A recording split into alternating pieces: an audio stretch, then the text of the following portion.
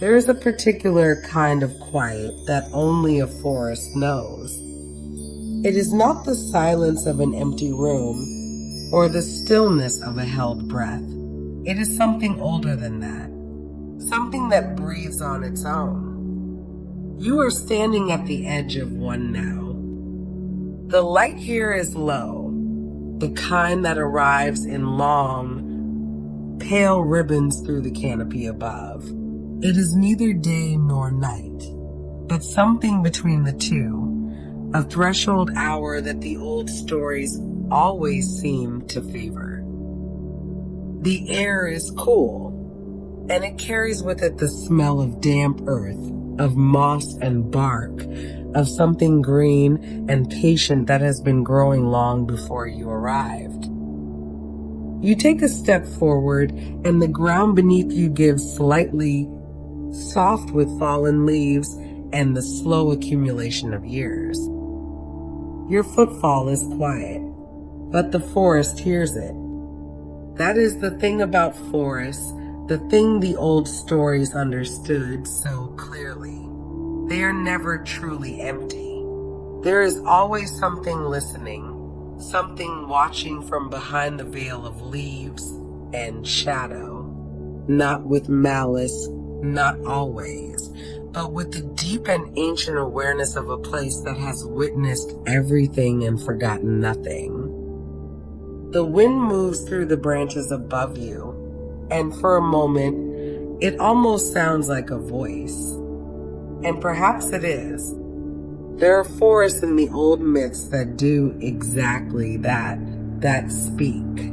Ancient groves where the trees themselves were believed to carry the words of the divine, where priests would come and listen not to silence, but to the sound of rustling leaves, and hear within that sound the will of the gods. These were not places of fear. They were places of revelation. You may have wandered into one. There are other forests, too. Forests that stretch between the worlds. Forests whose roots reach down into the place of the dead, and whose branches brush the sky where the gods make their homes. Forests so vast, so deeply woven into the fabric of everything, that to lose yourself in them is not a tragedy. It is a transformation. And there are forests that are not entirely of this world at all. Forests that shimmer at the edges, where the boundary between the living and the eternal grows thin as morning fog, where you might step through a curtain of silver leaves and find yourself somewhere else entirely, somewhere timeless, somewhere that feels like a dream you almost remember. The wind stirs again. Somewhere behind you, a branch settles. Somewhere ahead, something rustles, soft and unhurried in the undergrowth. You are not alone here. You have never been alone here. But the presence around you is not threatening. It is simply old. And old things in places like this have a way of making you feel very, very small, and also somehow very safe.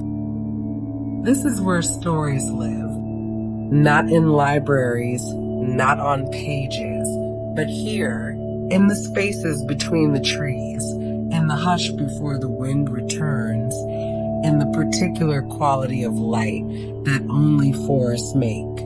The oldest stories humanity has ever told were born in places just like this one, in the awe and the wonder and the gentle fear of standing somewhere that feels larger than yourself.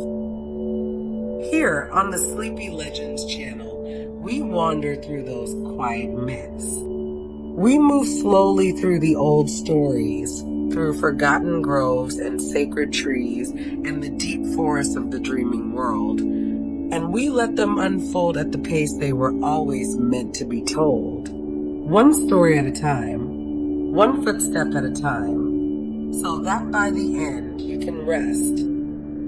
If you find comfort here, among the trees and the old tales, you are always welcome to return. The forest is patient, and tonight it has many things to tell you. But before we step deeper into the trees, let us pause here just for a moment at the beginning of the path. Tonight, we are going to walk through 10 forests. Each one is different.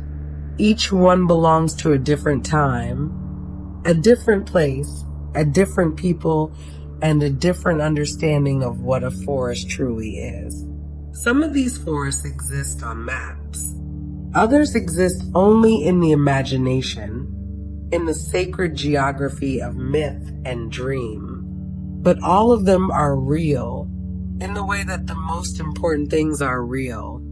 Not because they can be measured, but because they have been believed and felt and passed down through the long, quiet years. We will move through each one slowly. We will let the stories breathe. We will weave in what history and legend have left behind, and then we will sit with each forest for a while before we move on to the next. There is no hurry here. The path is long and the night is soft, and we have all the time we need. Communication with the divine, a concept that is old, older than the oldest trees. First on our journey is Dodona, possibly the oldest oracle site in the ancient Greek world. The name Dodona may itself be ancient beyond Greek, possibly pre-Greek in origin, belonging to whatever people inhabited this valley before the Greeks arrived and found, already waiting for them, the sacred oak. The sacred tree of Dodona was an oak, a natural symbol of the eternal, the tree most associated with Zeus throughout the Greek world. Oaks were believed to embody divine strength and longevity. Bronze cauldrons perched on tripods ring Dodona, arranged so close together that when one was struck, it set the others ringing, and the sound rolled on and on through the grove in a long, shimmering wave. This resonance was itself considered sacred, a kind of amplification of the divine voice. There is a messenger. The priestesses of later Dodona were called the Pleiades, meaning the doves, a name that echoes back to the founding legend of the black dove from Egypt. The dove, in this tradition, was able to relay messages from human to the divine. Pilgrims flocked to Dodona to send their messages to the eternal gods. They wrote their questions on thin strips of lead. Archaeologists have found hundreds of them, small and curled, and still legible after 2,000 years, containing questions that feel remarkably close to the ones we still carry. Will I be safe? Will things be well? Will what I love remain? There is something quietly moving about the idea that the oldest form of divine communication the Greeks knew was not a voice from the sky, not a vision, not a dream, but a sound like the wind in the leaves of a tree you might walk past without a second thought. Perhaps the oldest wisdom has always been the simplest, that answers, when they come, arrive softly, and they ask us first to be still. Dodona is very old, not old in the way that a house grows old, or a mountain wears down slowly under rain and wind. Old in the way that memory is old, in the way that the first question a human being ever asked the sky is old. It is the kind of age that settles into the ground like deep roots, invisible but vast, holding everything together far beneath the surface. Northwestern Greece, in a wide valley cradled on all sides by the Pindus Mountains. The peaks here are high and draped in cloud, and the valley floor below them is soft, green, and very still. The air is cooler than you might expect.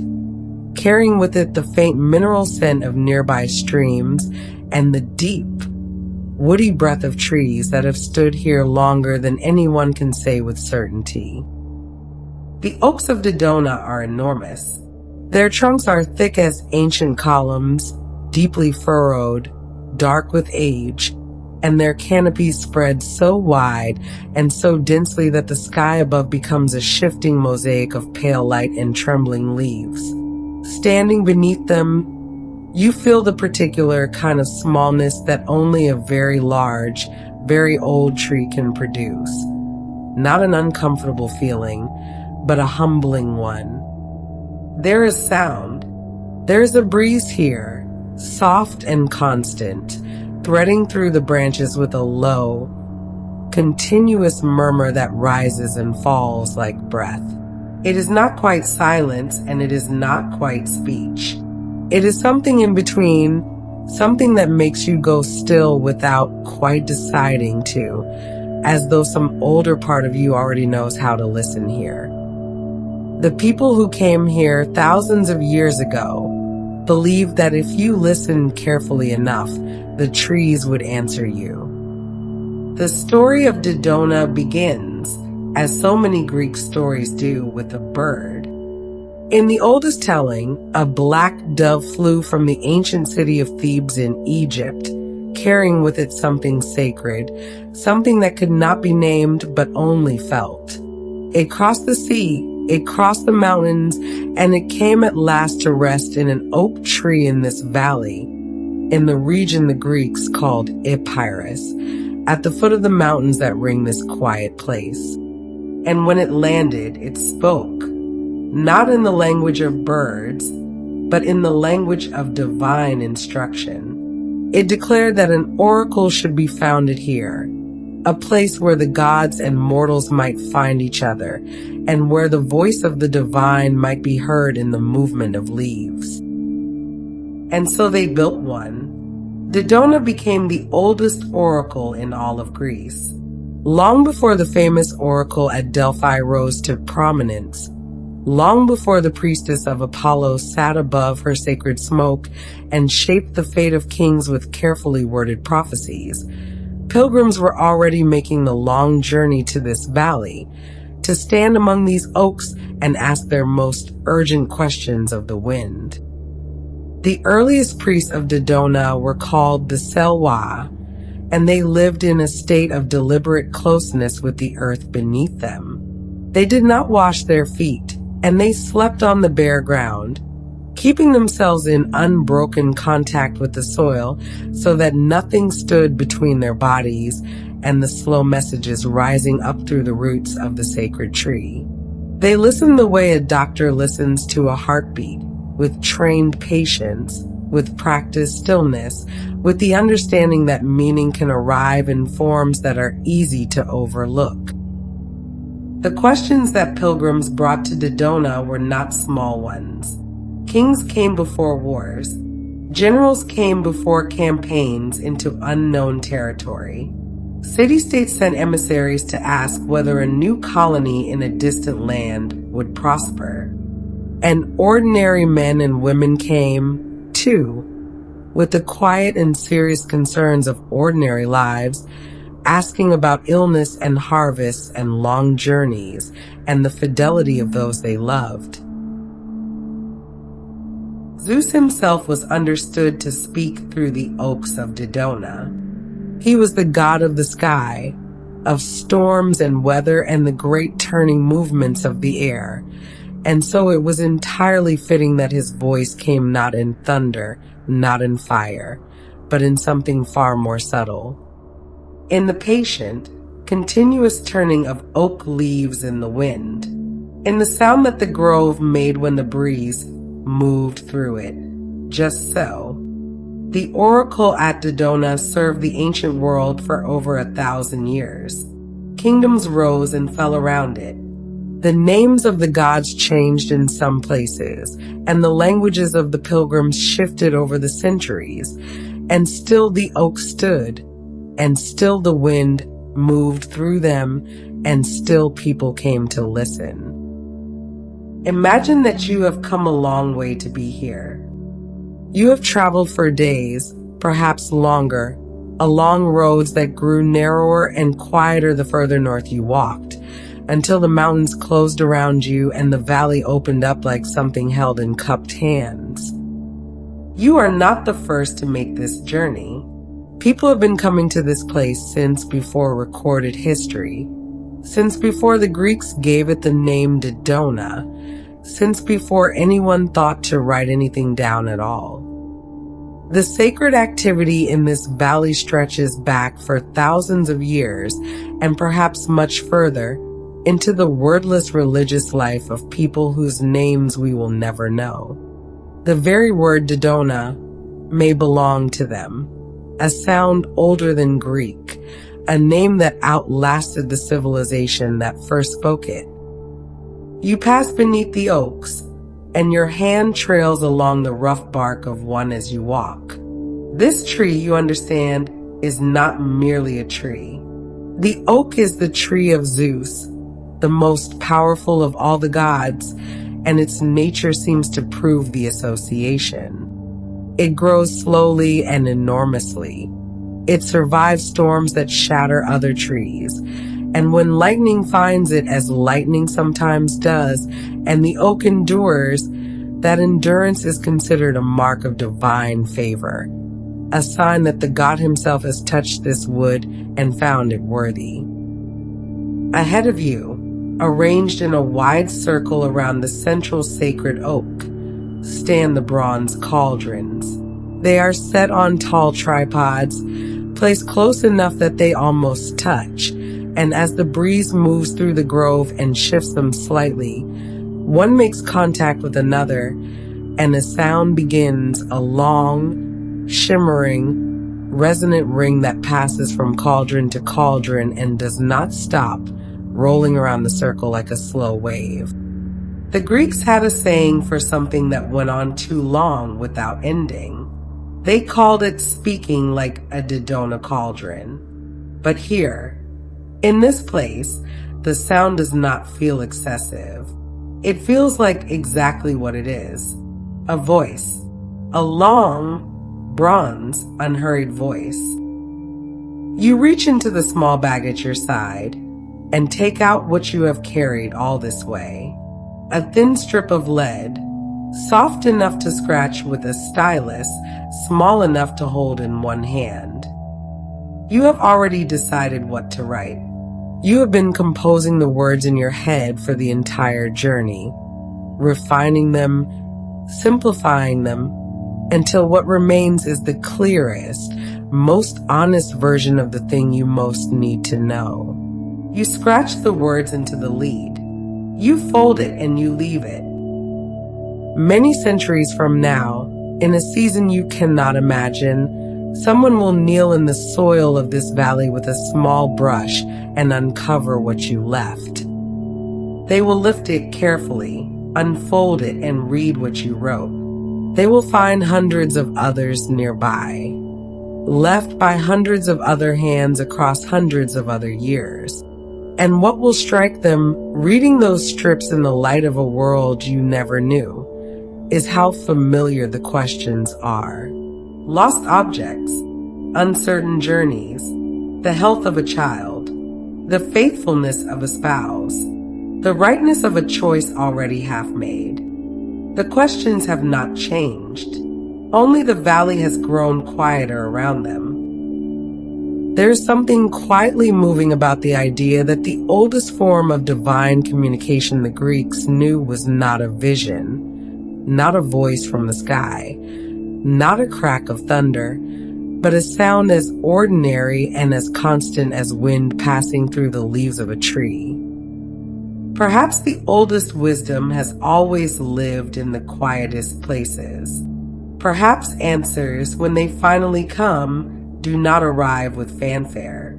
They arrive like a breeze, soft and patient, and easy to miss if you are not still enough to hear them. We leave the warm valley of Greece behind us now. The air changes immediately. the way air does when you cross from one kind of world into another. It is colder here and sharper, carrying with it the scent of pine resin and frost, and something older still, something iron and clean and vast. The sky above you is a heavy northern gray, the kind that feels less like cloud cover and more like the underside of something enormous pressing gently down upon the world. And then you see it. You do not see it the way you see an ordinary tree, something you might approach and touch and circle and comprehend. You see it the way you see a mountain range from a great distance, as a fact of the landscape so large it reorganizes everything around it. The trunk alone is wider than any measure you have words for. The roots descend into darkness in 3 directions, each one vanishing into a different kind of deep. And the branches rise so high above you that the uppermost ones are lost entirely, dissolved into a sky that may not be sky at all, but simply more of the tree, extending beyond what eyes were made to follow. This is Yggdrasil. It is not a tree in the way that the oaks of Dodona were trees, individual and ancient and rooted in one particular valley. Yggdrasil is something else entirely. It is the shape of everything. It is the structure upon which all of existence has been arranged, the great ash tree at the center of the Norse cosmos, holding the 9 worlds in its branches and its roots the way a hand holds something precious and breakable, firmly and with great care. You are very small here, but then everything is small here, next to this. In the beginning of the Norse telling of things, before the worlds took their present shape, there was a void. The Norse called it gap, the yawning emptiness, a gap so complete and so profound that it contained, paradoxically, the potential for everything. Into this void crept 2 opposing forces, the ice of Niflheim from the north and the fire of Muspelheim from the south. Where they met, in the middle of the nothing, something stirred. Drops of ice melted, and from that melting, the first living things emerged. But it was Yggdrasil that gave all of this shape. The great ash tree rose at the center of the cosmos and became the axis around which everything else organized itself. Its 3 great roots reached in 3 directions, and each root found its way to a different well, a different source of something essential. One root reached into Asgard, the realm of the gods, and the well there was tended by the Norns. Another root stretched down to the realm of the frost giants, to the well of Mimir, whose waters held all the wisdom that had ever existed. The 3rd root descended into Niflheim, the realm of ice and mist and the dead, where the dragon Nidhogg gnawed at it ceaselessly, patiently, as though it had all the time in the world, which, in a sense, it did. Odin himself came to Yggdrasil in his great hunger for knowledge. He came not as a conqueror, but as a supplicant, and what he did there was one of the strangest and most haunting acts in all of Norse mythology. He hung himself from a branch of the great tree, pierced by his own spear, for 9 days and 9 nights, without food and without water, staring down into the dark below. He was not rescued. No one came. He hung there in that particular kind of suffering that exists at the boundary between life and whatever lies beyond it. And at the end of the 9th night, in the depths of that extremity, the runes revealed themselves to him, rising up from the darkness below like something that had always been waiting to be seen by eyes willing to endure enough to see them. He seized them and fell. Yggdrasil was also home to a vast and peculiar community of creatures. An eagle of immense size lived in the uppermost branches, ancient and watchful, and between its eyes sat a hawk named Vedrfolnir, looking out over all the worlds below. For stags wandered through the canopy, endlessly grazing on the new growth, their names marking the four winds. Countless serpents coiled among the roots alongside Nidhogg, gnawing and sleeping and gnawing again. And running up and down the length of the trunk, carrying messages and insults between the eagle above and the dragon below, was a squirrel named Ratatoskr, whose entire purpose in the cosmos appeared to be the stirring of conflict between two creatures who could never reach each other. Even in the architecture of the universe, it seems there is room for a troublemaker. You are standing at the base of the trunk now, and the bark beneath your hand is not rough the way ordinary bark is rough. It is furrowed so deeply that the grooves are like canyons, each one running vertically for what seems like forever in both directions. You press your palm flat against it and feel, or imagine you feel, a faint vibration, something between a sound and a pulse, moving through the wood from somewhere far below. There are 9 worlds held in this tree. You cannot see them all from where you stand, but you know they are there, arrayed through the branches and roots like rooms in an enormous house. Asgard, where the gods make their home among the clouds. Midgard, the middle world, the world of human beings, encircled by the great sea serpent Jormungandr. Jotunheim, the land of the giants. Alfheim, where the light elves move like walking radiance. Svartalfheim, home to the dark elves and the dwarves who forge things of terrible beauty in the deep places of the earth. Helheim, the quiet realm of the ordinary dead, those who did not fall in battle, presided over by the goddess Hel with her two-tone face. And 3 more beyond those, Niflheim, Muspelheim, and Vanaheim, each with its own nature, its own light, its own kind of time. Somewhere above you, at one of the 3 roots, the 3 Norns are working. They are not gods, exactly, though they are older than most of the gods. Their names are Urd, Verdandi, and Skuld, which translate roughly as what has been, what is becoming, and what shall be. They sit beside the well at the base of Yggdrasil and they weave, drawing threads from the well and spinning them into the fates of gods and mortals alike. No one is exempt from what they weave. Not the warriors of Asgard, not Odin himself. You watch a single leaf fall from somewhere impossibly high above and drift down past you, turning slowly until it settles on the surface of the dark water at your feet. The Norns do not look up. They never stop weaving. The concept the Norse were articulating with Yggdrasil, this idea of a great cosmic axis connecting all realms of existence, is called by scholars an axis mundi, and it appears across human cultures with a consistency that is quietly remarkable.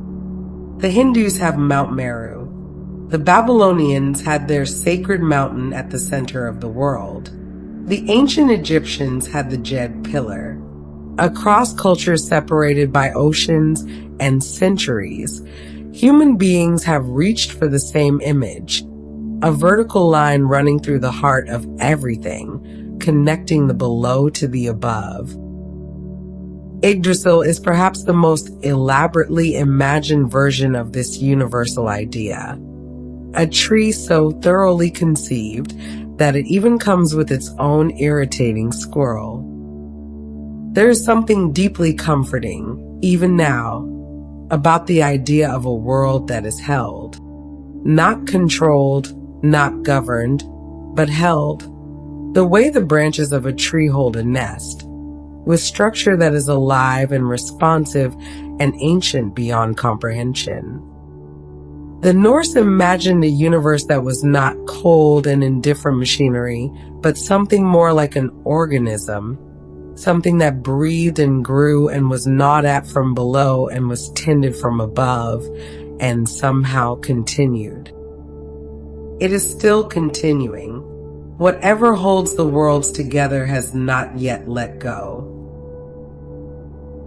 The cold of the north releases you gradually, the way a long winter releases into spring, not all at once, but in slow degrees, in small warmings and softenings that you notice only after they have already happened.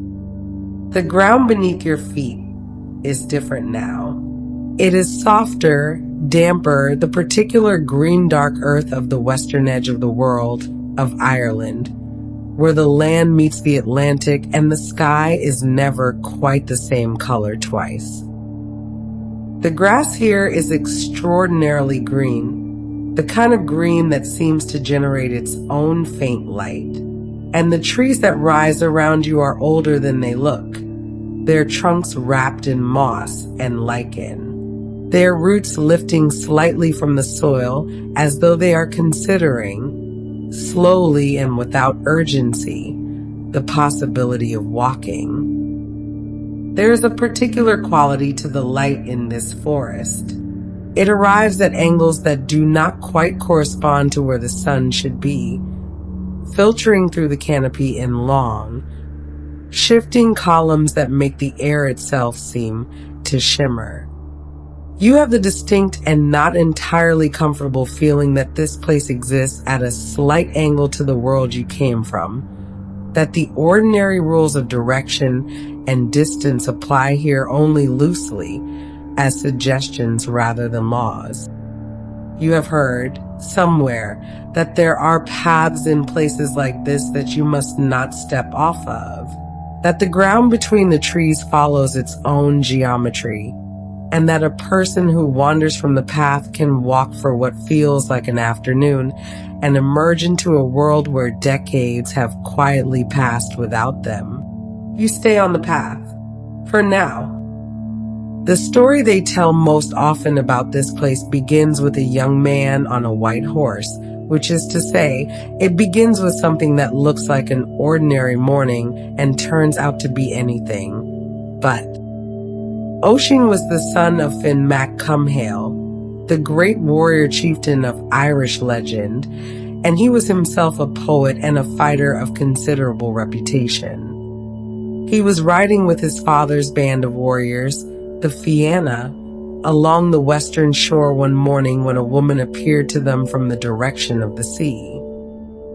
She rode a white horse, and she was so luminously beautiful that every man present went still and forgot, briefly, whatever he had been thinking about before she arrived. Her name was Niamh, and she had come from Tir na Nog, the land of the ever-young, the Irish otherworld that lay somewhere beyond the western sea. Or perhaps beneath the fairy mounds scattered across the Irish landscape. Or perhaps simply on the other side of a threshold that most people spent their lives walking past without noticing. She had come, she said, for Oisin specifically.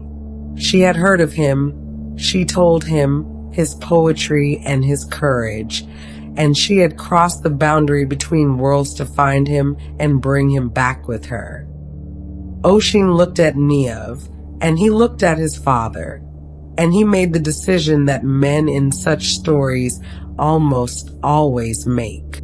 He climbed onto the white horse behind her, and they rode toward the sea, and the water parted before them, or the air opened around them, or the world simply rearranged itself to let them through, and they were gone. Tir na Nog was everything the stories said it was. The forests there were deep and permanently golden with a light that owed nothing to any particular hour of the day. Feasting and music continued without exhaustion. Nothing aged, nothing decayed. Time in that place moved the way honey moves, slowly, thickly, in great amber pools that a person could swim in without noticing they were being carried. Oisin lived there with Nia for what felt to him like 3 years. When the homesickness finally found him, as homesickness always does, he asked to return to Ireland, just briefly, just to see his father and the Fianna again. Niamh gave him the white horse and one instruction, the kind of simple instruction that legends are built around.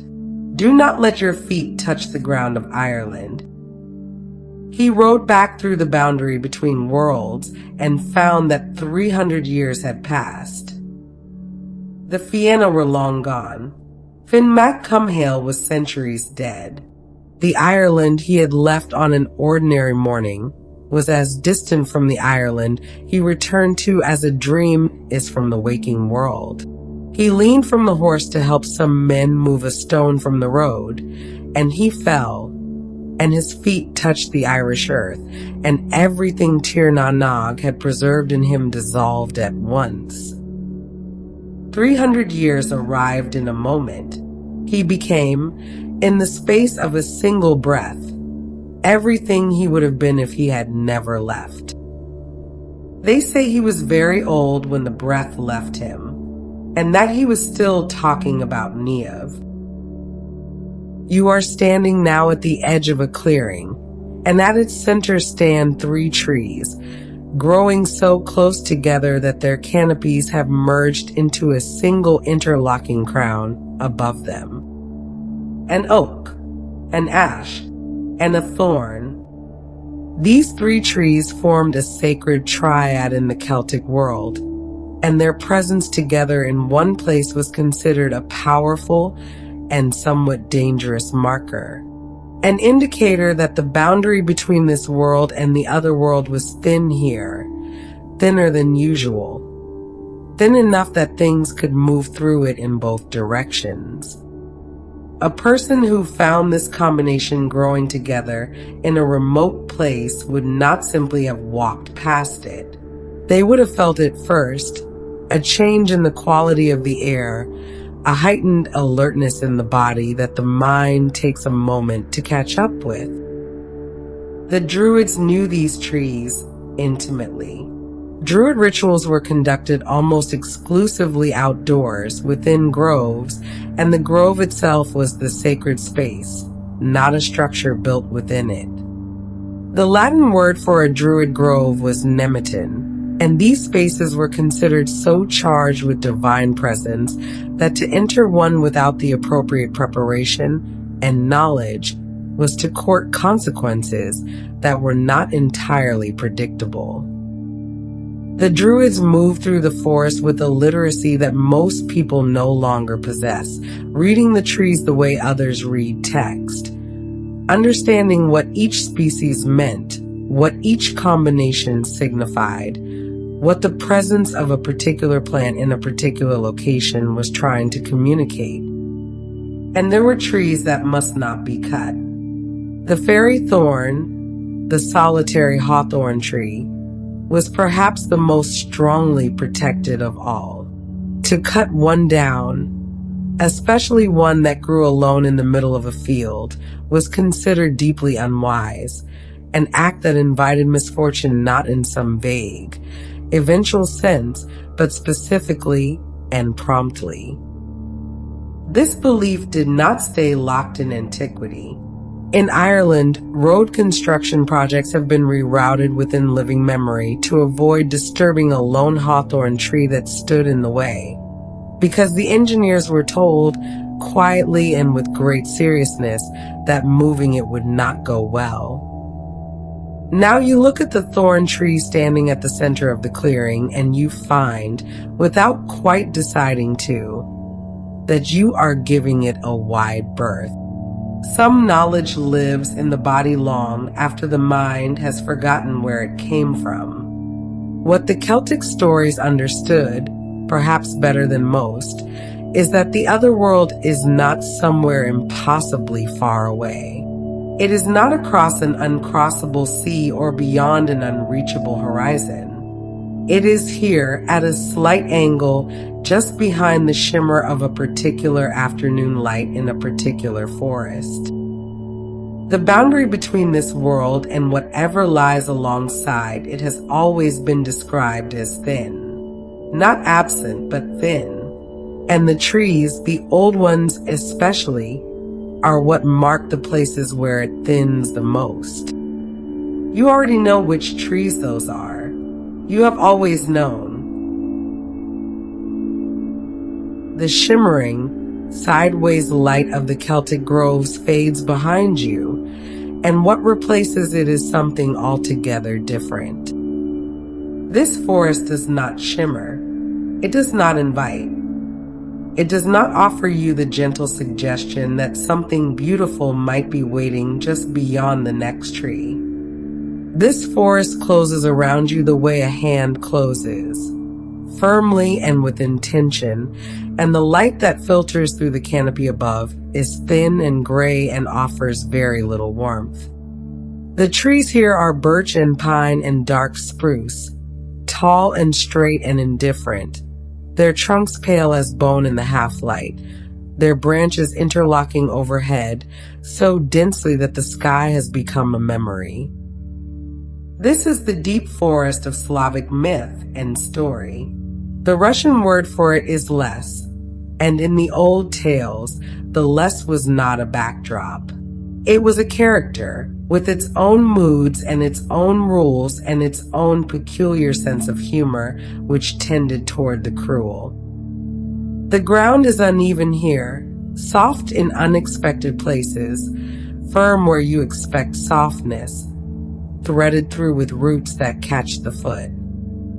Somewhere, a branch snaps, and the sound carries strangely in the cold air, arriving from a direction you cannot quite locate.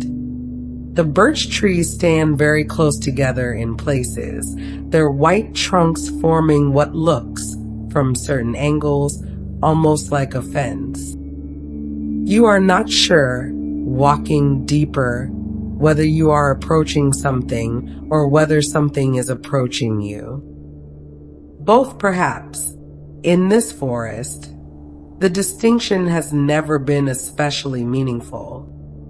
At the heart of the deep Slavic forest, where the trees grow thickest and the path, if there ever was one, has long since disappeared beneath the undergrowth, there stands a hut. It is not a hut that stays still. It stands on chicken legs, enormous and articulated like the legs of a living bird, and it rotates slowly on those legs so that it always faces away from whoever is approaching. Its fence is made of bones. Its gateposts are topped with skulls, and the skulls glow faintly in the dark, their empty eye sockets lit from within by a light that has no obvious source. The keyhole is a mouth. The bolt is a set of teeth. And inside lives Baba Yaga. She is ancient. She is so ancient that the age of the world itself seems like a recent development by comparison. She is thin as winter, with iron teeth and a nose so long it scrapes the ceiling when she sleeps in her hut, which she does stretched out in all directions at once, filling the interior completely, 1 foot in each corner. She travels not on the road but above it, flying in a mortar and sweeping her tracks away with a pestle and a broom made of silver birch, so that nothing can follow where she has been. She is not, straightforwardly, a villain. This is what makes her so interesting and so enduring. In the old Slavic stories, Baba Yaga does not simply threaten the heroes who stumble into her forest. She tests them. A young woman named Vasilisa comes to her, sent by a cruel stepmother on what was intended to be an impossible errand, to borrow fire from Baba Yaga's glowing skulls. Vasilisa arrives terrified and polite, and Baba Yaga sets her to work, assigning tasks that seem endless and impossible: the sorting of mildewed grain from good grain, the separation of poppy seeds from soil, the cleaning of a house that does not wish to be cleaned. The tasks go on through the night while Baba Yaga sleeps and snores, and the skulls watch with their steady, sourceless light.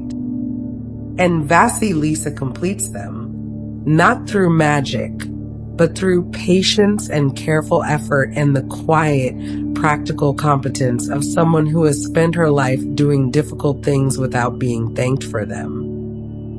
In the morning, Baba Yaga gives her the fire she came for, contained in one of the glowing skulls, and sends her home. She does not explain herself. She simply delivers the reward that the ordeal has earned. The forest does not give its gifts easily, but it does give them. Baba Yaga herself is understood by scholars of Slavic folklore as something older than a simple witch figure. She is the forest itself given a face and a voice. She is the force of nature that does not care about your intentions or your feelings, but responds only to your actions, to what you actually do when the situation is difficult and no one is watching and there is no obvious reason to continue except that continuing is what is asked of you. She is also, in some readings, the turning of the seasons. She is the old year at its most demanding. The deep winter that must be endured before spring is permitted to return. You do not argue with Baba Yaga. You do not charm her or outwit her in any conventional sense. You simply do the work she sets before you, and you wait, and eventually, if you have done it honestly, the skulls light your way home. You find yourself standing at the edge of a clearing, and you are not entirely sure how you got here. This is, you will come to understand, one of the characteristic experiences of liminal space. A liminal space is a threshold, a place that exists between one state and another, between the forest and the village, between the known and the unknown, between the person you were when you entered and the person you will be when you leave. The word comes from the Latin limen, meaning threshold, and it describes not just physical locations, but moments in time and states of being. The deep forest, in nearly every culture that has ever lived alongside one, is the original liminal space. The Slavic forest was understood in this way with particular clarity and particular dread. The village ended and the forest began, and those two zones were governed by entirely different rules. The village was human space, ordered and known and bounded. The forest was other space where the ordinary protections did not apply and where the beings that inhabited it, the Lashia, the forest spirits who could lead travelers in circles until they were hopelessly lost, the Rizalki near the forest streams, the Domovoi that lived in the roots, operated according to their own logic and owed no one any particular consideration. To enter the forest was to enter a place of transformation. You did not come back from the deep forest the same way you went in. This was not a warning. It was simply an observation, offered by generations of storytellers who understood that the wild places do something to a person that the order places cannot. That difficulty and disorientation and the stripping away of the familiar are not only terrible things, but sometimes necessary ones. Baba Yaga's hut on chicken legs carries this idea in its very architecture. The hut stands at the boundary. It faces away from the visitor, always, because it exists to be turned away from, to be walked around, to be seen from every angle before it will open to you. The fence of bones marks the border between the living world and the world of the dead. The glowing skulls are both a warning and, for those who have completed the ordeal, a lantern. You walk around the clearing slowly, keeping the trillion in sight, and you think about what it would mean to do the work that is being asked of you. Not the impossible errand, but the real one. The quiet one. The one that requires patience rather than cleverness, and persistence rather than luck.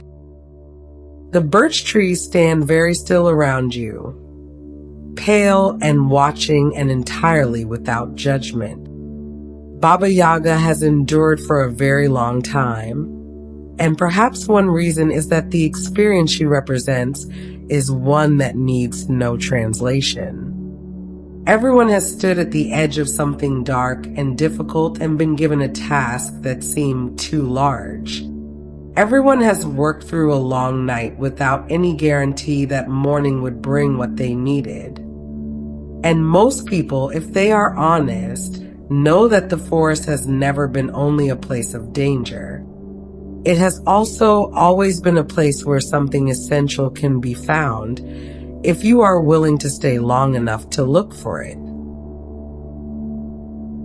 The dark birch forest releases you quietly, and what surrounds you next is unlike anything that has come before. There's no gradual transition here, no slow shift in temperature or light or the quality of the air. The change is immediate and complete. One moment there are trees, the particular heavy, complicated trees of the European forest, with their gnarled bark and their centuries of accumulated weight. And then there is this, bamboo.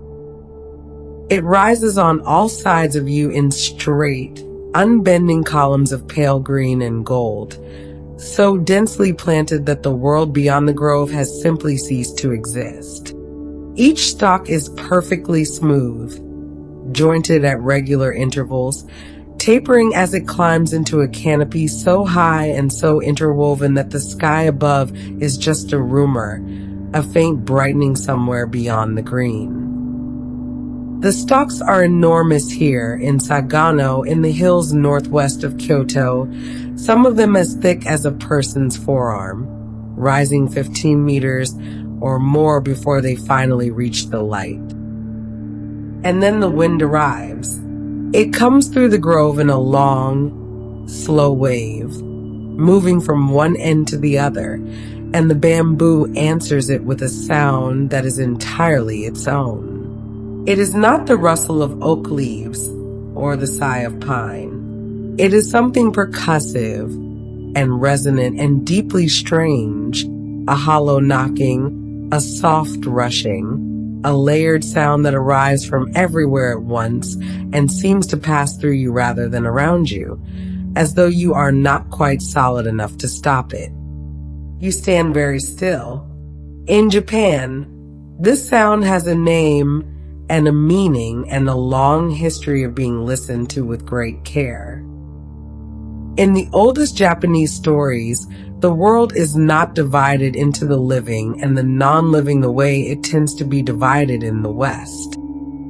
In the Shinto understanding of existence, which is ancient and subtle and resists being reduced to simple summary, everything that exists has within it a spiritual essence, a quality of presence and awareness that is not confined to creatures that breathe or move of their own accord.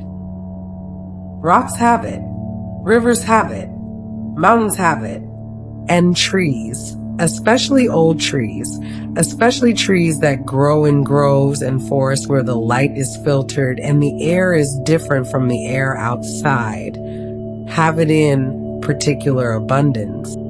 This essence is called kami, and it is not precisely a god, though the word is sometimes translated that way.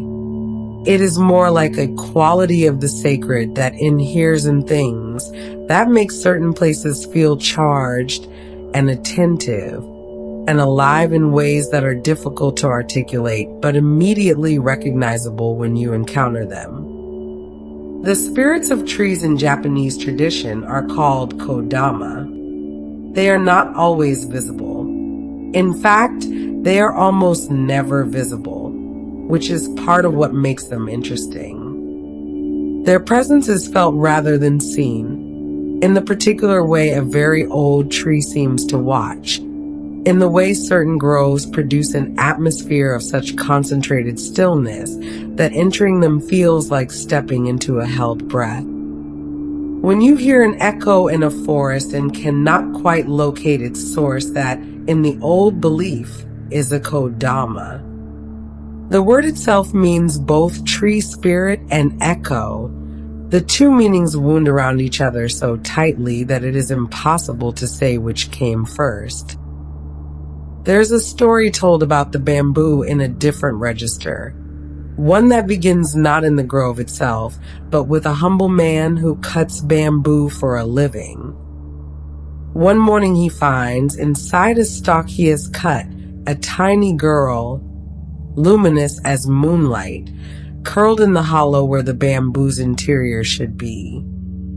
He takes her home and raises her as his daughter, and she grows with impossible speed and impossible beauty and an air of gentle melancholy that he cannot quite explain, as though she is always, beneath the happiness of the life she is living, remembering somewhere else.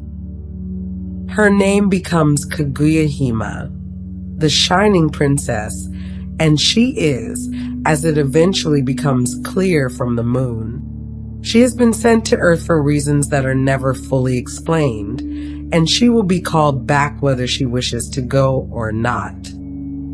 Suitors come from across Japan, including the emperor himself, and she declines them all with a kind of serene sadness, setting each one an impossible task and waiting patiently while they fail at it. When the delegation from the moon finally arrives to take her home, she weeps. Not because she wants to stay exactly, but because the heart is not always in agreement with what the rest of us knows to be true, and leaving something, even something that was never quite where you belonged, has its own weight and its own particular sorrow. She ascends in a cloud of light, and the bamboo grove stands empty and shining in her wake. You are walking through the grove now, slowly, one hand trailing along a bamboo stalk as you pass, feeling the smooth coolness of it under your fingers, the slight give of the jointed sections, the faint vibration that travels through the stalk when the wind finds the canopy above. Shinto, the spiritual tradition that gave rise to the kodama and the understanding of kami that saturates the natural world of Japan, is not a religion that makes sharp distinctions between the sacred and the ordinary. The sacred is not housed in a separate building, brought out on special occasions, and then put away again. It is present continuously in every stone and stream and tree, waiting to be noticed by those who are paying attention. The great shrines of Japan are not built to contain the divine so much as to mark where the divine is particularly concentrated, to give the worshiper a place to stand and be still and recognize something that was already there. Bamboo, in this tradition, carries particular significance. Its hollow interior was understood as a channel, a space through which spiritual presence could move. Its straightness was a symbol of moral uprightness and sincerity, the qualities most valued in the Shinto worldview. Its rapid and vigorous growth, the fastest of any plant on Earth, with some species capable of growing nearly a meter in a single day, made it a symbol of vitality and resilience. And its sound, the specific percussive, resonant music it makes when the wind moves through a grove of it, was considered sacred in itself, a form of natural prayer that the forest offered continuously and without being asked. The Sagano Bamboo Grove near Kyoto is one of the most visited natural sites in Japan, and visitors consistently report the same experience, a sense of being received rather than simply arriving, of the grove being aware of them in some way that they cannot explain and do not particularly want to explain, because explanation would diminish it. Some places speak most clearly in the feeling they produce, before language arrives to flatten it. You stop walking and you listen, and the bamboo continues its long, layered, hollow song around you, and you find that you have nothing to add to it, and that this is entirely sufficient, and that being in a place where your silence is not only acceptable, but appropriate is one of the quieter forms of relief available to a human being. What the Shinto tradition offers and what the bamboo grove embodies so completely is the idea that the world is not waiting to become sacred. It already is. The kami are not absent and petitioned. They are present and continuous in the hollow of the bamboo stalk, in the sound the wind makes moving through 10,000 swaying columns, in the echo that arrives from a direction you cannot identify and lingers just a moment longer than it should. You do not need to find the sacred. You only need to be still enough to stop walking past it. Something changes as you walk into this next forest. Not a softening exactly, more a deepening.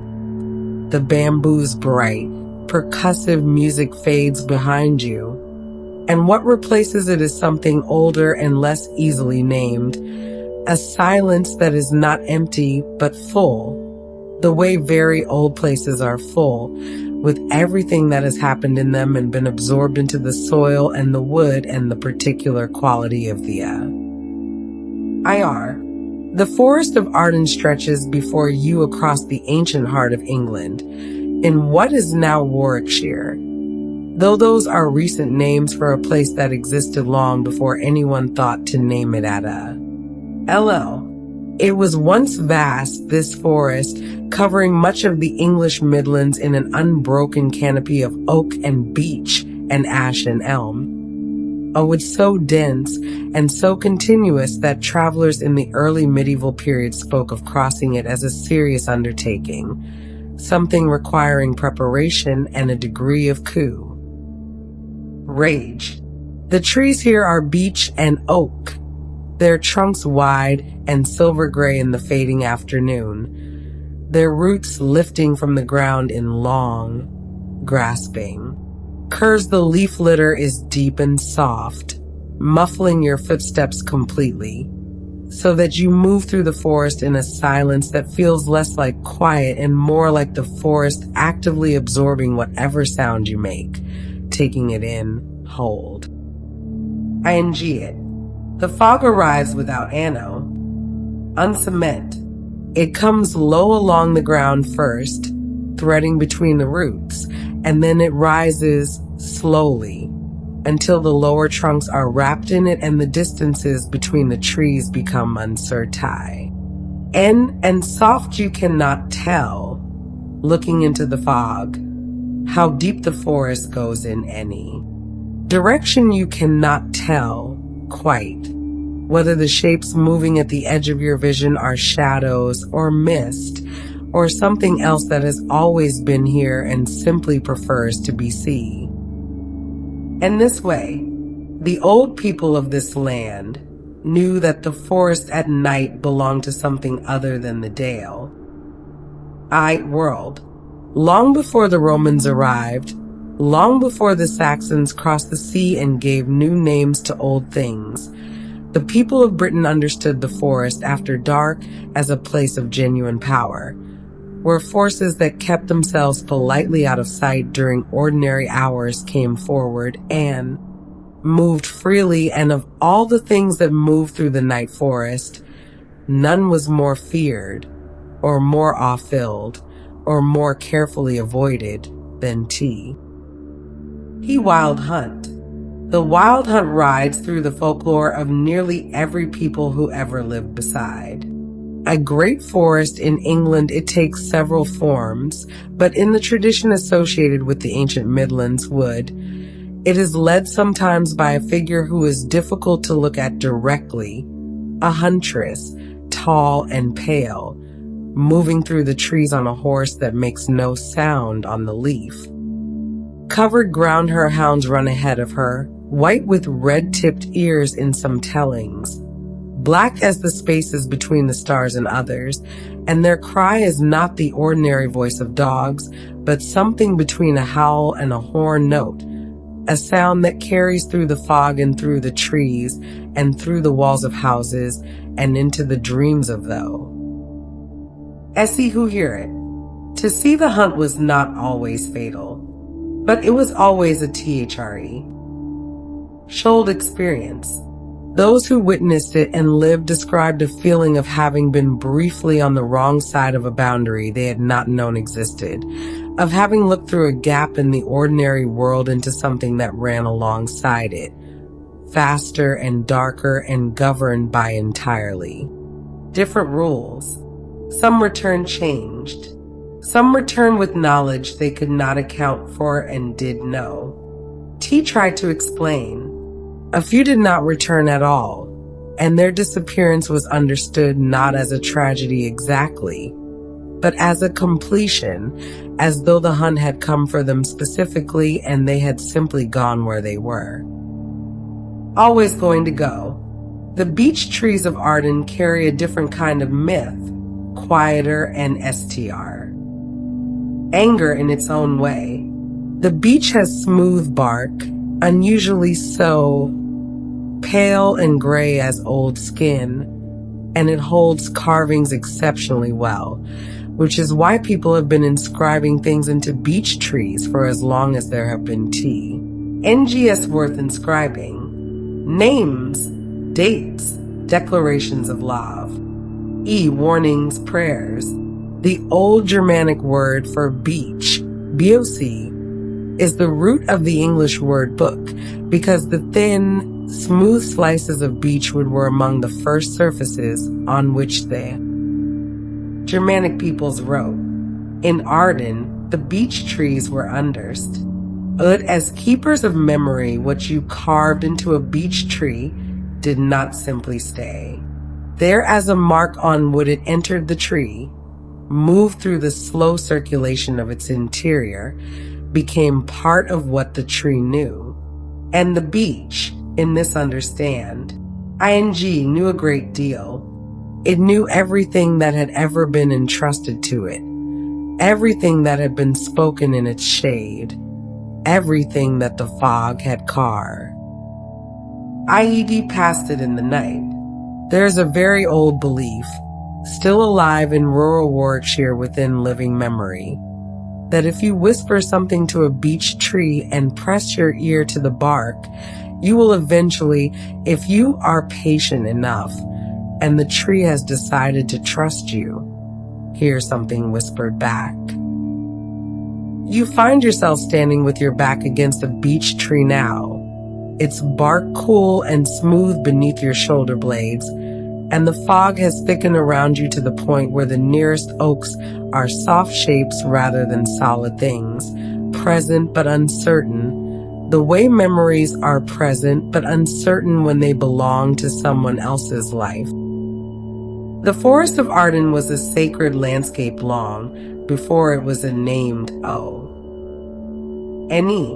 The Celtic peoples who inhabited this part of Britain before the Roman conquest understood the forest not as wilderness to be tamed, but as a living presence to be negotiated with, a vast and animate intelligence that required acknowledgement and respect, and the occasional act of deliberate reverence. See, the Druids who moved through Arden as it existed in those centuries would have read it as others read a text, finding in the arrangement of trees and the presence of certain plants and the behavior of animals within the forest a continuous communication from forces that were not human, but were not indifferent to humans' EI. The wild hunt itself, as a piece of living folklore, persisted in rural England long past the point where educated people officially stopped believing in such things. As recently as the 19th century, country people in the Midlands kept certain behaviors in place on particular nights of the year. Not going out after dark near the old woodland edges, not letting dogs answer calls they heard from the forest, not acknowledging sounds that seemed to be coming from just beyond where the trees began. The fog that rolls through Arden on autumn and winter evenings has its own folklore. It was called, in some local traditions, the breath of the wood, exhaled by the forest as it moved between its waking and sleeping states. And to walk into it carelessly was to enter the forest dream rather than its waking reality, which was considered a different place entirely, one with its own population and its own expectations of those who wandered into it. You press your palm flat against the beech bark beside you, and you hold it there and you listen, and the fog moves past you in long, slow drifts, and the forest breathes around you in its patient, enormous way. And if there is something at the edge of the trees, you find that you are not quite AFR. 8 of it. Curious, perhaps. Boo. T not afraid. A forest old enough holds its myths the way old wood holds warmth, long after the fire that made it has gone out.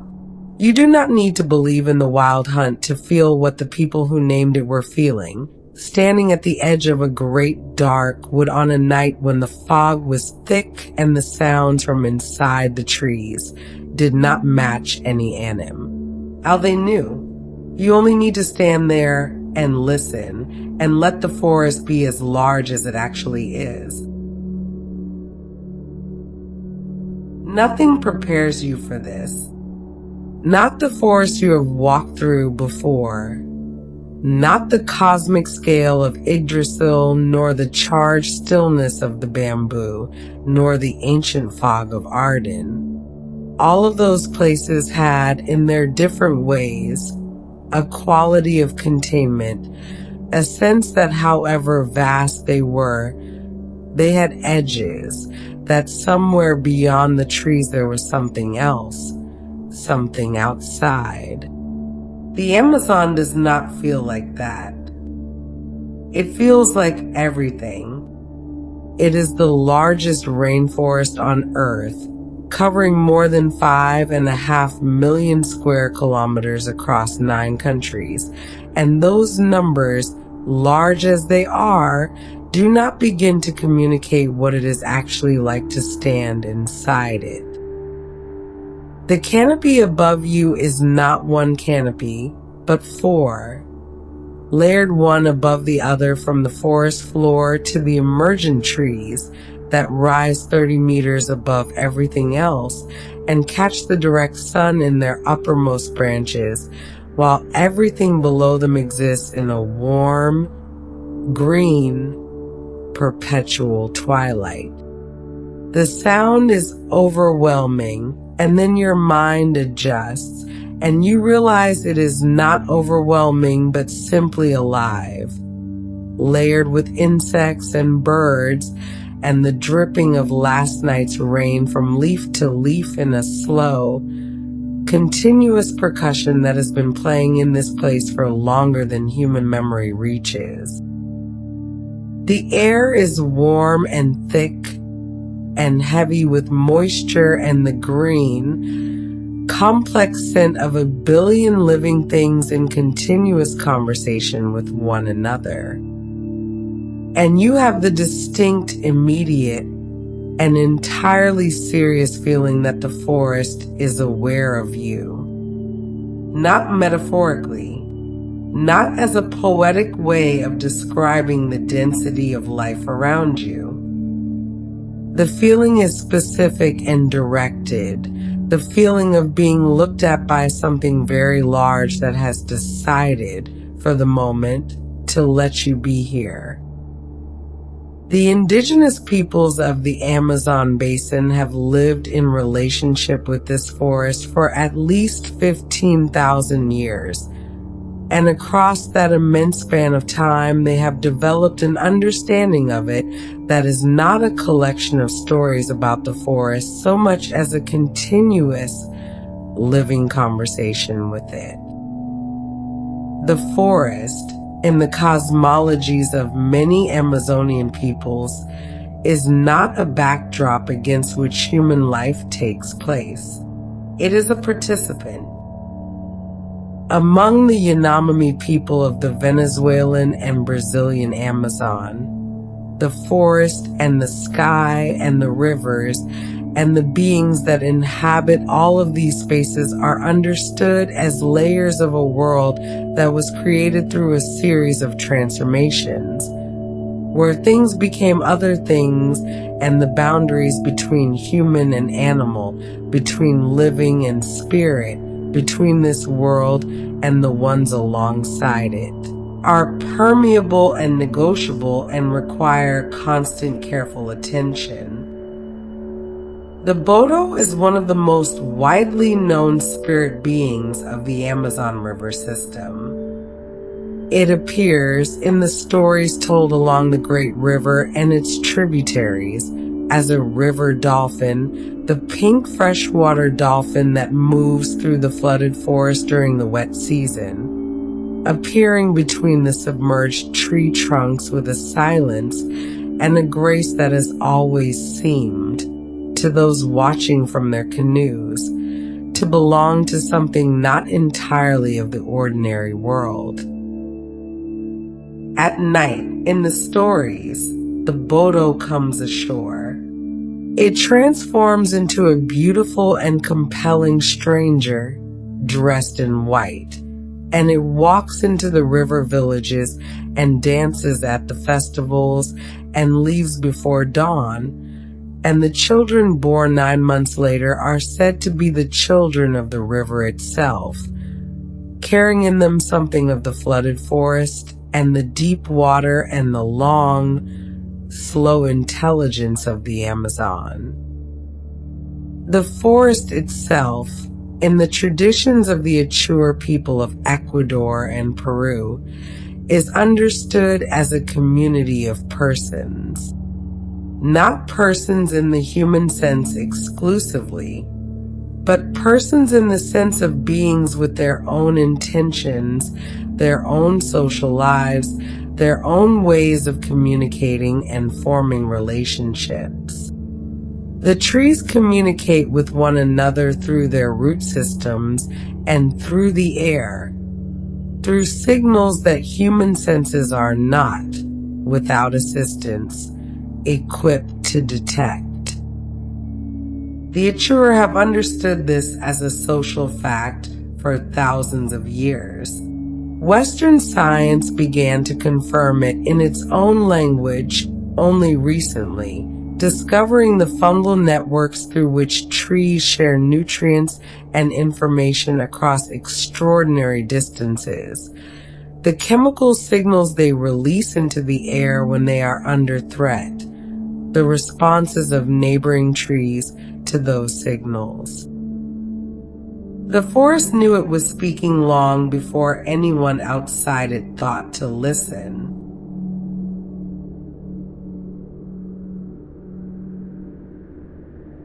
You are sitting now at the base of a ceiba tree, one of the great emergent trees of the Amazon, its roots spreading from its base in wide, flat buttresses that rise taller than you are and create between them a series of alcoves and chambers, dry and sheltered and smelling of earth and resin. The ceiba is considered sacred across many Amazonian and Mesoamerican traditions. Its roots reach into the underworld. Its canopy touches the sky. It is, in its own tradition, its own version of the world axis. The tree at the center of everything, connecting the layers of existence in the same way Yggdrasil connects the 9 worlds, because human beings, wherever they encounter a tree large enough, have always reached for the same understanding. The Amazon is home to an estimated 10% of all species on Earth. In the oral traditions of the peoples who have lived here across the millennia, this extraordinary diversity is not understood as an accident of biology, but as evidence of the forest's creative intelligence, its continuous generation of new forms and new relationships and new ways of being alive. Spirits in the Amazonian traditions are not supernatural in the sense of being outside nature. They are the nature of nature, the animating intention within the biological fact, the reason the forest generates so much life, so continuously, and with such apparent inventiveness. The concept of the forest as a conscious entity, which appears across the indigenous traditions of the Amazon in many different forms and languages, has found an unexpected echo in contemporary ecology.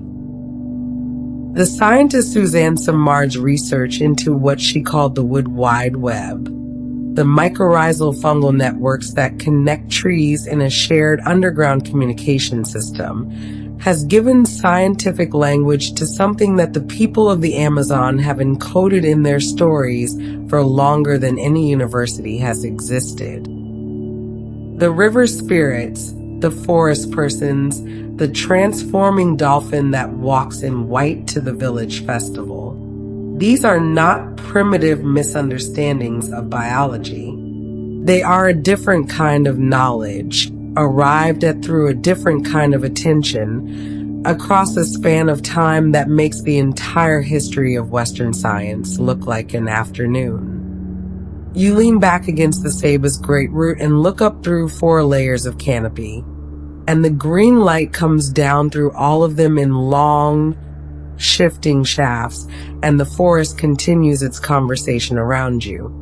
In frequencies you can feel but not quite hear, and you find that this is enough. The Amazon asks something of its visitors that the other forests on this journey have not quite asked so directly.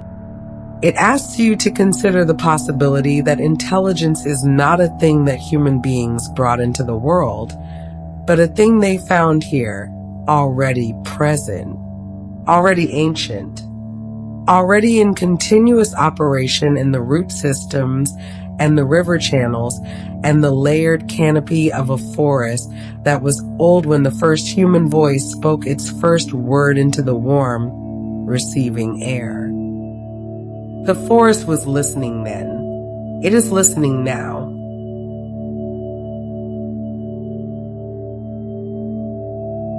The warmth of the Amazon releases you slowly, reluctantly, the way deep heat releases, in gradients rather than all at once. And then the cold arrives. Not the sharp iron cold of the Norse north, but something damper, closer, more intimate. A cold that lives inside the trees themselves, inside the dense, packed darkness of a forest so thick that the light gave up trying to reach the ground centuries ago and simply stopped at the canopy and stayed there. You are in southwestern Germany, in the mountain range that runs along the eastern bank of the Rhine, and the forest around you is not called the Black Forest as a poetic gesture. It is called that because it is black. The trees here are silver fir and Norway spruce, their needles so dense and their canopies so tightly interlocked that even on a clear afternoon the forest floor exists in a permanent, deep, greenish dusk. The trunks press close together. The undergrowth is sparse, starved of light, and the ground beneath your feet is covered in a thick, soft layer of fallen needles that muffle sound so completely that you feel, walking here, as though you have stepped inside something, as though the forest is not around you but enclosing you, the way a story encloses the people who find themselves inside it. You have, in a very real sense, stepped into a story. Many stories, in fact. Some of the most famous stories ever told were born in places very much like this one. In the farms and villages that clung to the edges of this forest, where the people who lived in the shadow of these trees told each other, on winter evenings, the things they believed were waiting for them in the dark between the trunks. In the early 19th century, two brothers from the German town of Hanau began traveling the villages and market towns of the German countryside, collecting. Jacob and Wilhelm Grimm were not, primarily, writers of fairy tales. They were scholars, philologists, men interested in the deep grammar of the German language and the ancient structures of Germanic culture. But what they found in the kitchens and parlors and gathering halls of ordinary people living at the edges of forests like this one was something that had been alive and circulating for centuries without ever being written down. A vast, dark, intricate body of story that carried within it the accumulated fears and hopes and warnings of generations of people who had lived their whole lives in the shadow of a forest that did not, on the evidence of the stories they told, particularly wish them well. The stories the Grimm brothers collected from the Black Forest region and the surrounding countryside were not the versions most people know today. They were darker, more honest about what the world was actually like for the people living in it. Children were abandoned in forests by parents who could not feed them, not as a dramatic plot point, but as a reflection of a genuine and terrible thing that sometimes happened. The witches in the woods were not cartoonish villains, but something more unsettling.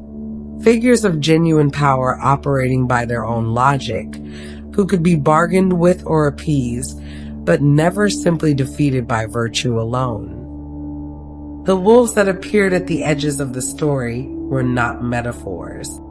They were wolves, and the forest was full of them. And a child walking alone through the trees toward her grandmother's house was in actual danger, not symbolic danger. The witch of the Black Forest tradition is a particular kind of figure. She lives at the boundary, at the edge of the known, in a cottage that sits just far enough into the trees that you have to make a genuine decision to approach it. She possesses knowledge that cannot be found in the village, knowledge of plants and remedies and the deeper workings of things, and this knowledge makes her dangerous and necessary in equal measure. People came to her in secret, often at night, for things they could not ask of anyone else. She did not judge them. She simply offered what she had at whatever price she set, and the price was always something that required the person to give up a thing they were not certain they could do without. The forest itself, in the Black Forest tradition, is neither villain nor sanctuary. It is a teacher, but a teacher of the old kind, the kind that does not soften its lessons or apologize for the difficulty of the curriculum. You learn in the Black Forest by surviving it. And sometimes you survive a change, and sometimes you do not survive it at all. And the forest, either way, continues. You are moving through the trees now, slowly, watching where you place your feet on the needle-covered ground, and you notice that the forest here produces its own sound, a very low, continuous murmur that is not quite wind and not quite silence, but something between the two, the sound of a very large number of trees breathing together in the dark. The Schwarzwald, the Black Forest, covers approximately 6,000 square kilometers of mountainous terrain in the state of Baden-Württemberg, and it has been inhabited and farmed and feared at its edges for at least 2,000 years. The Romans built roads through its margins and largely avoided its interior. The medieval German peasantry who lived in its shadow regarded it with a combination of practical dependence and genuine dread that the oldest forests have always produced in the people who live beside them. The wolf was not always a villain in German forest folklore. In the oldest layers of the tradition, the wolf was a forest guardian, a creature that moved between the human world and the wild world and understood both, and that could, under certain circumstances, serve as a guide or a protector. It was later, as the church worked to suppress the older traditions and associate the forest creatures with evil, that the wolf became the thing it is in the stories most people know: a danger, a predator, a darkness with teeth that came for the innocent. The witch figure of the Black Forest, and of the broader Germanic tradition that the Grimm brothers were documenting, is now understood by folklorists as a complex survival of much older traditions of wise women, herbalists, and local healers whose knowledge was real and whose role in their communities was essential, and who became, as that knowledge was stigmatized and their communities grew frightened of what they represented, the villains of the stories that replaced the older ones. You pass a cottage at the edge of a small clearing, its windows dark, its door closed. There is smoke rising from its chimney, very faint, the kind that suggests a fire recently banked rather than recently lit. You keep walking, but you glance back once, and the cottage sits exactly where you left it, and the smoke continues to rise, and there is, you notice now, a light in the lower window that was not there a moment ago. The fairy tales that came out of the Black Forest and the villages at its edges have outlasted almost everything else that those villages produced. The looms, the tools, the political structures, the languages as they were spoken then, all of it has changed beyond recognition. But the stories remain, still circulating, still being told to children in rooms warm with lamplight while the dark waits patiently outside the window. Perhaps the stories survived because they were true, not in the way that facts are true, but in the way that warnings are true, and dreams, and the feeling you get at the edge of a dark forest when the light is failing and you realize you have stayed a little longer than you meant to. You leave the cold and the dark of the Black Forest behind you, and what opens around you now is something entirely different in character. Warmer and older and suffused with a quality of light that feels almost ceremonial, as though the forest here has been kept deliberately, tended across centuries the way a flame is tended, with care and intention and a clear understanding of what would be lost if the tending stopped. You are in India, though the India of these groves does not belong to any single region or season or century. Sacred groves exist across the subcontinent, from the foothills of the Himalayas in the north to the coastal forests of Kerala in the south, from the dry uplands of Rajasthan to the dense, humid forests of the northeast. They go by different names in different languages. In Maharashtra, they are called Devrai, the god's forest. In Kerala, Kavu. In Rajasthan, Oran. In the hill states of the northeast, La Kintang, sacred land. Each name is different, and each grove is different, shaped by the particular deity or spirit that inhabits it and the particular community that has kept faith with it across the generations. But they share something essential. The trees here are old. Very old, in many cases, centuries older than the surrounding landscape, which has been cleared and farmed and lived in and changed around them while these groves have remained, held in place by something stronger than sentiment, by the belief, serious and practical and unbroken across generations, that the forest here belongs to a presence that is not human, and that to disturb it is to invite a consequence that no reasonable person would want to invite. The air inside the grove is noticeably different from the air outside it. Cooler, denser, carrying the green, layered scent of undergrowth that has not been disturbed in a very long time. You step across the threshold, and the sounds of the world outside diminish, not gradually but immediately, as though the grove has its own acoustic quality, its own way of holding quiet inside itself the way cupped hands hold water. In the village of Bhimashankar, in the western Ghats of Maharashtra, there is a grove that the local people have protected for longer than written records reach. The grove belongs to a deity, not in the metaphorical sense that sacred places are sometimes said to belong to the divine, but in the direct and practical sense that the community understands the trees and the soil and the water that moves through the roots of this place to be the physical body of a presence that lives here and has opinions about how it is treated.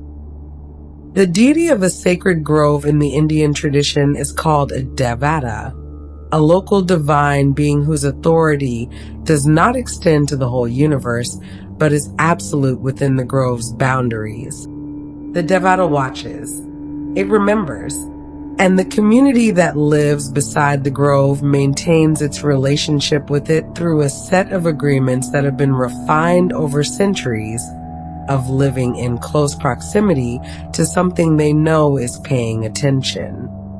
These agreements are specific and practical. You do not cut the trees. You do not hunt within the boundaries.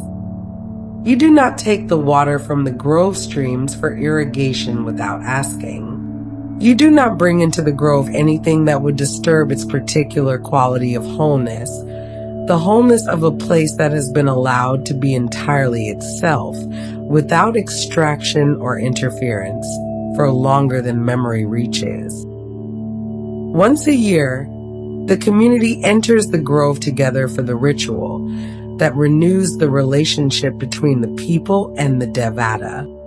They bring offerings, they perform the ceremonies that their grandparents performed and their grandparents before them, and they leave having discharged their part of an agreement that is, in its own way, as binding and as serious as any legal contract, more binding, in fact, because its terms were not negotiated by lawyers, but by the accumulated experience of generations of people who understood, in the most direct possible way, what happened when the agreement was kept and what happened when it was not. There are stories in every grove-keeping community of what befell those who broke the covenant. A man who cut a tree from the Bhimashankar Grove for timber is said to have lost the use of his hands within a season, not from any illness that the doctors could name, but from a wasting that began at the fingertips and moved inward with a deliberate, unhurried certainty that left no one in the village uncertain about its origin. A family that built on the edge of a grove's boundary and allowed their livestock to graze within it found their cattle dying one by one through a dry season that spared every other herd in the region. These stories are not told as entertainment. They are told as information, as the accumulated data of a community that has been running the same careful experiment for centuries and has drawn, from the results, a set of conclusions that it intends to keep following. You are sitting now at the base of a tree that has been standing here for what the community estimates to be 400 years, and you are aware, sitting against its roots, of the extraordinary density of life around you.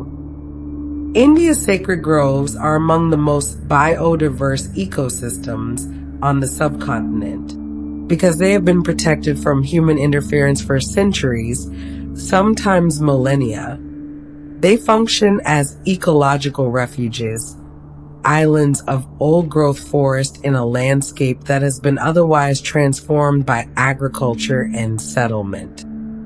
Species of plants, insects, birds, and small mammals that have disappeared from the surrounding region survive within the grove's protected boundaries, sustained by the ritual system that keeps human hands from disturbing what the Devata holds.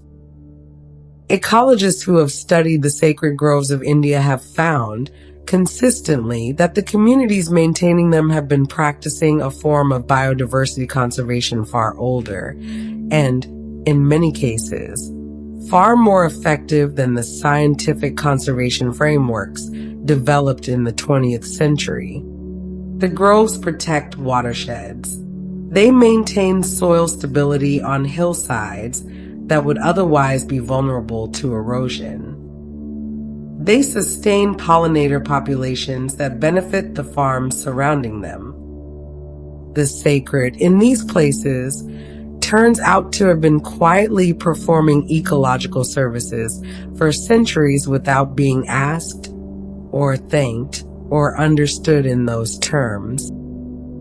The system of protection is not enforced by law in the modern sense, though laws have sometimes been added to reinforce what was already in place. It is enforced by belief, by story, by the accumulated social memory of what happens when the covenant is broken, and by the deep communal understanding that the grove is not a resource to be managed, but a relationship to be maintained. You press your back more firmly against the 400-year-old tree behind you and look up through its canopy, and the light comes through it in a way that seems almost to have been arranged, falling in long shafts across the undergrowth as though the grove has been lit for precisely this moment, for precisely this quality of attention. Somewhere in the branches above you, a bird calls once and then is quiet, and the grove settles back into its deep, practicing silence, and you understand, sitting here, that this is what a place looks like when it has been genuinely loved for a very long time.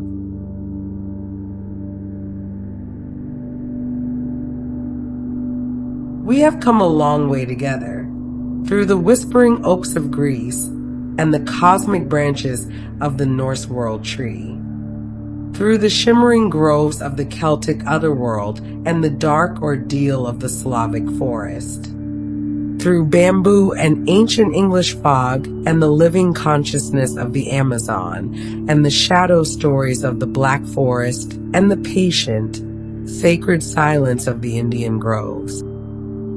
And now, at the end of the journey, the path leads somewhere that all the others have, in their different ways, been pointing toward.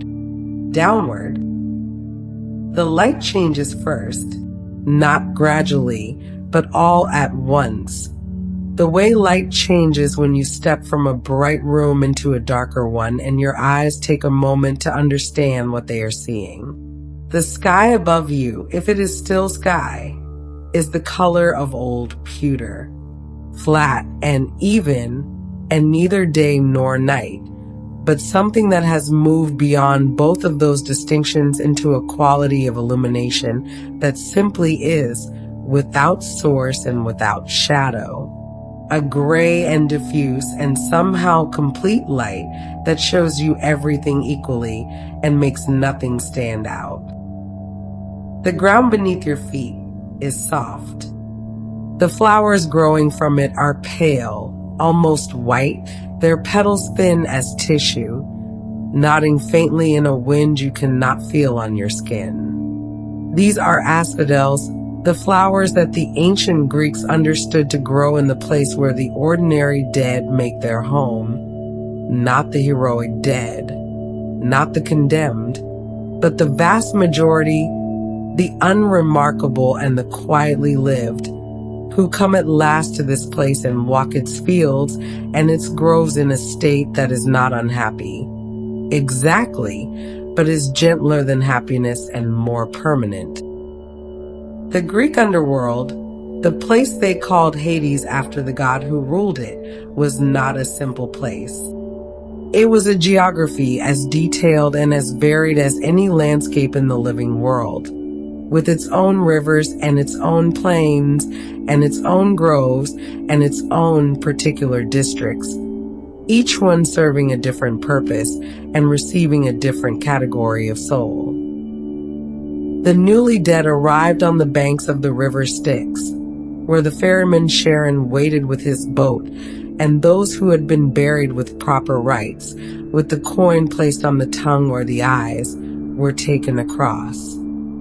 Those who had not been buried waited on the far bank for 100 years before Charon would carry them over without payment, and so the Greeks buried their dead with great care, understanding that the kindness offered to the body after death was a practical kindness, one that determined what the soul encountered on the other side. Beyond the river lay the asphodel meadows. This was where the majority of souls came to rest. Not the great heroes who went to the Elysian fields, those luminous western islands where the blessed dead lived in a state of perpetual spring and ease. Not the wicked who went to Tartarus, the deepest place, beneath even Hades proper, where the punishments were elaborate and specifically tailored to the crime. The asphodel meadows received everyone else, the ordinary and the decent and the unremarkable, the vast middle of humanity, who had lived and died without doing anything that qualified them for extraordinary reward or extraordinary punishment. And in the asphodel meadows, there were groves. Pale trees, their bark almost white, their leaves silver gray, and still in the windless air of that place. Poplars in some accounts. Black poplars, especially, which the Greeks associated with mourning and with the boundary between the living and the dead. And cypress trees, tall and dark and narrow, their form like a gesture of pointing, like a finger indicating the direction of something above or below. Trees that were planted in Greek cemeteries for the same reason they grew in the underworld, because their shape was understood as a kind of signal, a marker of the passage between worlds. The souls in the asphodel meadows moved slowly through the pale flowers and the pale trees, not in suffering, but in a kind of gentle, perpetual present, without the urgency that the living bring to everything, without the pressing sense that time is passing and things must be done before it runs out entirely. They had all the time that remained, which was all the time there was. There is a river in the underworld called the Lethe, the river of forgetting, and many souls drank from it on arrival, releasing the weight of their memories, the specific texture of the life they had lived, the faces and the rooms, and the particular quality of light on a particular afternoon that had once meant everything. It was not considered a cruelty.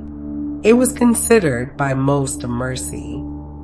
To set down what you have been carrying at last, completely, and to move lightly through the gray and gentle fields, unburdened toward whatever comes after the after.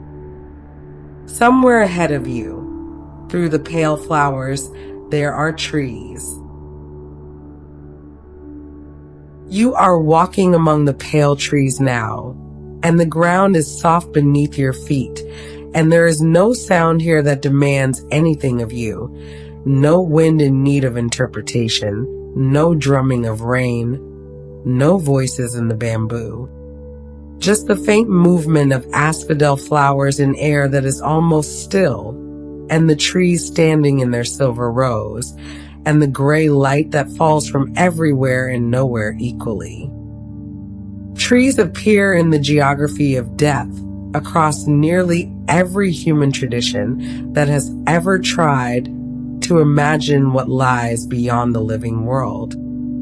The Egyptians planted sycamore figs at the entrance to the afterlife, and the goddess Nut was said to live within the sycamore's branches, offering water and bread to the souls who arrived at its threshold. In Norse tradition, Yggdrasil's third root reached into Niflheim, the realm of the dead. It's living with threading through the country of the cold and the finished. In the Celtic tradition, the yew tree, the longest lived of all European trees, was planted in graveyards not as a symbol of death, but as a symbol of the life that persists beyond it, the tree that outlives everything around it and continues. The poplar trees of the asphodel meadows were understood by the Greeks as trees that had always existed in both worlds simultaneously, their roots in the earth of the living, and their pale canopies in the air of somewhere else. You reach out and let your fingers brush the bark of the nearest one, and it is cool and smooth and entirely still, and there is, in the touching of it, something that feels very much like rest. Of all the forests we have walked through tonight, this one asks the least of you. There is nothing to interpret here, no oracle to consult, no ordeal to complete, no boundary to navigate with care. The asphodel meadows simply are. They receive. They hold, without judgment, the ordinary and the unremarkable and the quietly lived, and they offer in return the thing that the living world, with all its urgency, so rarely has enough of. Stillness. A place where nothing more is required. A place where you can, at last, simply rest. You leave the asphodel meadows slowly. There is no urgency in the leaving, no gate that closes behind you or path that insists on a particular direction. You simply find yourself moving, gradually, the way a sleeper moves toward waking, not all at once, but in gentle increments, each one carrying you a little further from the gray and windless fields and the pale trees and the flowers that ask nothing of the light that falls on them. And as you move, something begins to return. Color first. The particular green of living things, the kind that generates its own faint warmth, the kind that belongs to forests where the sap is still moving and the roots are still reaching, and the whole enormous, patient enterprise of being alive is still very much underway. Then sound, soft and layered, the way the sounds of a real forest are always layered. Never one thing, but always many things happening at once in easy, unhurried coexistence. You are back at the edge of a forest. It might be any of them. It might be all of them. The light here has that particular quality of the threshold hour, neither day nor night. That quality that the old stories always seem to favor, because it is in the between times that the most important things have always happened, in the margins and the edges and the places that belong to more than one world simultaneously. The damp earth is beneath your feet again.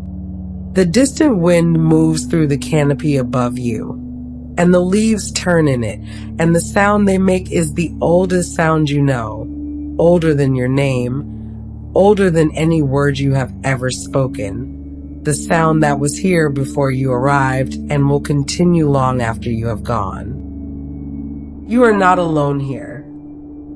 You have never been alone here. The forests you have walked through tonight have been places of many things. They have been places of memory, holding within their roots and their rings the accumulated experience of every living thing that has passed through them. Every question scratched into a lead strip, every carving pressed into a beech tree's patient bark, every story told in a firelit room while the dark waited outside. They have been places of transformation, where the person who entered was not quite the same as the person who emerged, where the difficulty of the journey through did something that no easier path could have accomplished. And they have been places of rest. Of all the things a forest is, this may be the most enduring. The invitation to stop and be still and let the world be large around you without requiring you to do anything about its largeness. To breathe the air that 10,000 trees have made and to feel, for a moment, that you are held by something patient and vast and entirely unbothered by the smallness of the particular concerns that filled your mind before you stepped beneath the canopy. You can stay here a little longer. There is no hurry. The path will still be there when you are ready for it. And when you are, and when you find yourself returning to the quiet place where stories are told slowly and the world is kept at a gentle distance, you will know where you are. You are here, among the trees, among the old tales. And when you are ready, there are always more stories waiting in the quiet on the Sleepy Legends channel. Until then, rest. The forest is listening. And tonight, it is very glad you came.